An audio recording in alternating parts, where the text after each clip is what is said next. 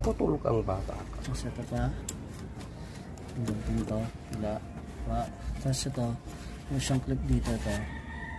Hilahin mo siyang pa ganyan. Para bumukas to. Ayun.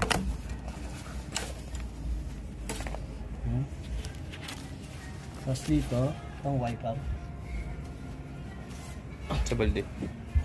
Number 8 pala yung size ng nut natin yung mga kadad. So gagamitan natin siya ng Y socket. Waya talaga na eh. Kabalo bakit? Tandaan nyo Walaga. yung pagkalagay. Kung medyo makakalimutin kayo mga dads katulad ko, maganda, picturean nyo muna bago tanggalin. Binabalo na. Okay. Okay siya tanggalin. Laksa kanya na ang Make sure kanya na ito. yung makaplay. Itakpan nyo muna mga dads. Baka biglang umula na malakas. At least may cover siya. Next, dito.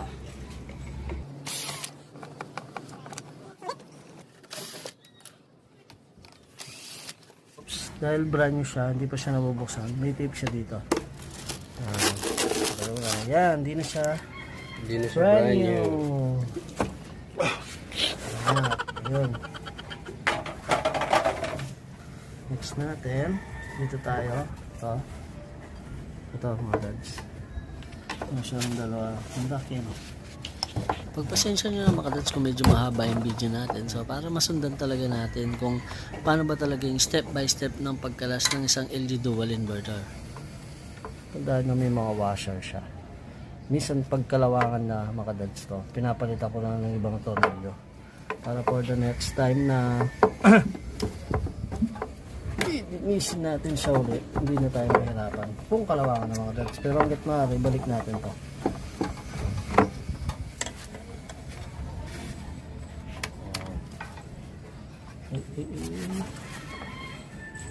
Then next yung ito sa gilid mga dads to sa kabila ito may isang dalawa dito yan. Oops. Yun. Tapos sunod na natin to nakalimutan ko kanina. Yan.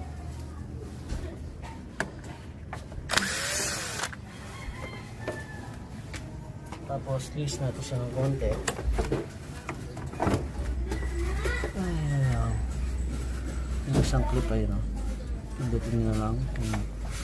Tayo. Yes.